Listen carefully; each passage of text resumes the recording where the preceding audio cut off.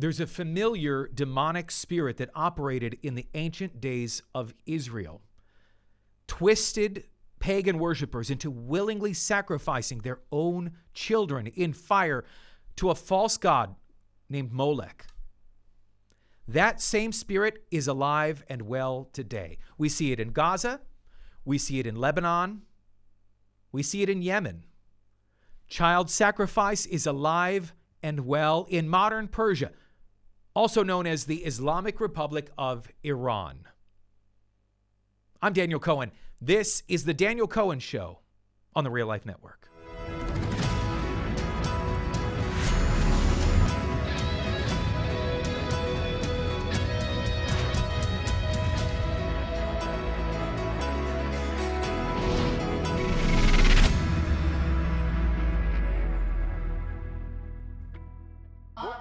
At an event where hundreds of women hold their babies into the air to show that they're willing to offer their children as martyrs for God and for Imam Hussein.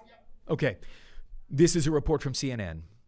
This is from Sunday. And what you're seeing there is Iranian women in Tehran raising their babies up in the air. Look at how they're dressed. Look at what they're wearing. They're dressed like Hamas terrorists. They're wearing the terror headscarves. These women are waving these flags, holding up their own babies, showing that they're willing to sacrifice their own kids, their own babies, bone of their bone, flesh of their flesh, as martyrs, to die in the fight to destroy Israel, the land that God promised the Jewish people through the seed of Abraham. Israel, that the enemies characterize as the little Satan, and America. Remember, the United States is the ultimate goal, the great Satan. Molech worship in 2025, child sacrifice with a modern twist. In the Old Testament, God condemned the practice of passing children through the fire to Molech. In Jeremiah 32:35, it says they built high places for Baal in the valley of Ben Hinnom to sacrifice their sons and daughters to Molech, though I never commanded, nor did it enter my mind that they would do such a detestable thing. Again, that was in Jeremiah.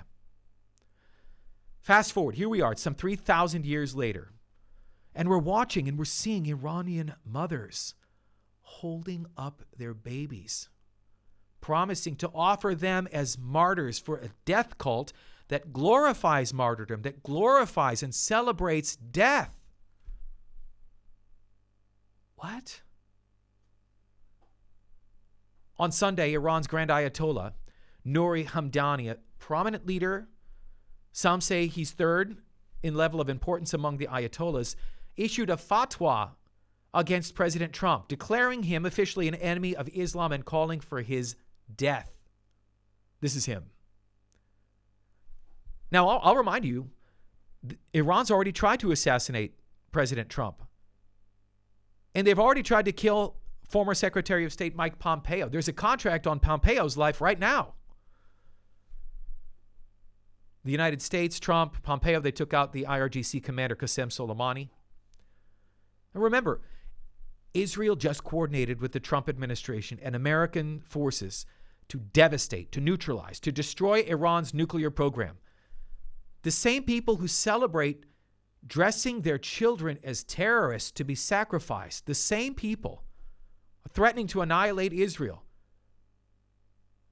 And we have an anti-Israel crowd of Hamas supporters on the woke left, and yes, some on the right, woke right, who are saying, this doesn't really seem like it's our problem. Iran has been at war with the United States since the Islamic Revolution. For decades, they've been carrying out attacks on Americans, on American soldiers, on American interests.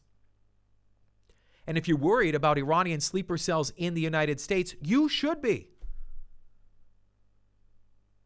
Don't you want to chop the head off the snake? Listen to this insanity. Iran's supreme leader, Ayatollah Khamenei, claimed victory over the United States and Israel in the 12-day war. That's wrapped up not even a week ago. The Islamic Republic begged President Trump to broker a ceasefire Israel flew its fighter jets directly into Tehran at will. Fordow, Natanz, Isfahan were struck. Israel killed 20 at least IRGC commanders, Iran's top generals who were planning new attacks on Israel. 14 nuclear scientists enriching uranium to weapons grade that they promised, that they vowed to strap onto a ballistic missile or to deliver with some type of payload and to fire at Tel Aviv or Jerusalem. And they claim victory. There is no free press in Iran. The regime arrests, detains, they harass journalists. You can understand why. State media can't allow 90 million plus Iranian people to see how weak and how exposed the regime is. They've never been more vulnerable. I want to show you something. Look at a video here that the Ayatollah Khomeini posted. You don't even have to speak Farsi. Don't worry. To understand what's going on. Watch this for just a moment.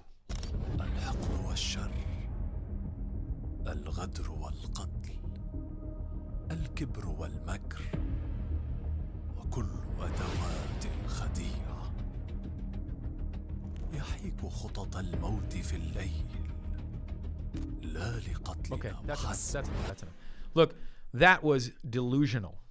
That was, in case you're wondering, what did I just see? Iran put together this highly propagandistic ad showing a few Israeli buildings that were hit.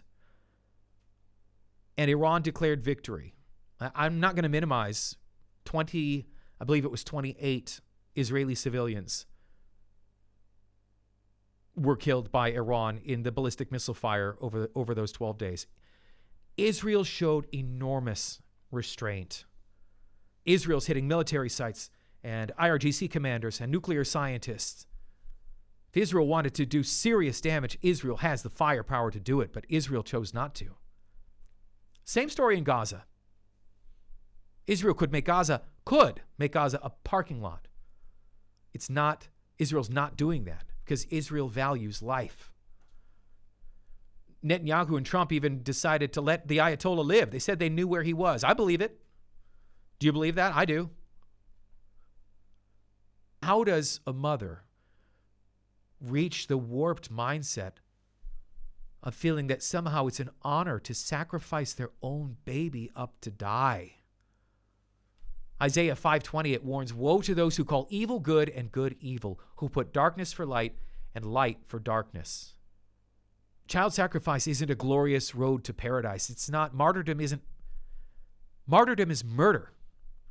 It's not something to aspire to. Terrorism is terror, not resistance.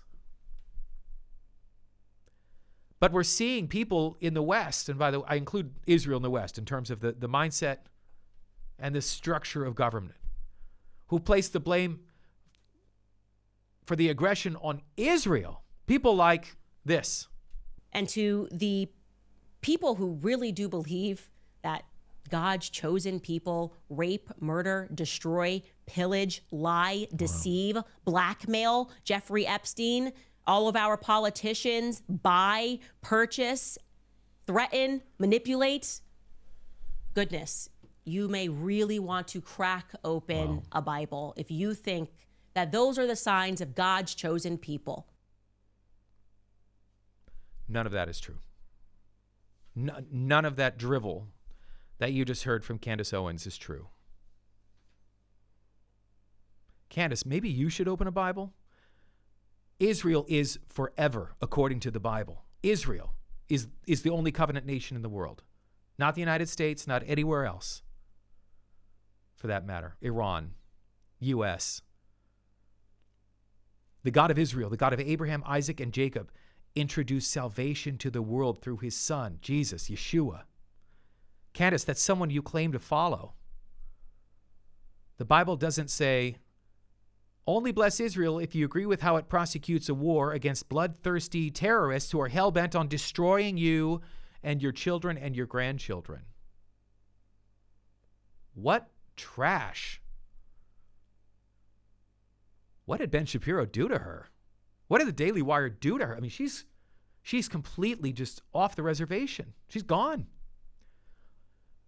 But I will tell you this, all that trash that you just heard Candace Owens spewing, it makes Jewish people less safe. People hear, radicals hear what she just said. It encourages the firebombing of Jews in places like Boulder, Colorado. People who are just out for a walk trying to raise awareness for hostages, who, by the way, are still being held in a terror dungeon in Gaza. Candace, speak about them. This war could be over today. Release the hostages, Hamas, lay down your weapons. War's over. But when you understand that we're not fighting flesh and blood, we're fighting spirits and principalities, Ephesians 6:12, then you can understand the picture, the jigsaw puzzle. Why is it this? Why is it like this? Is why Iran behaves the way it does. Take a look at this.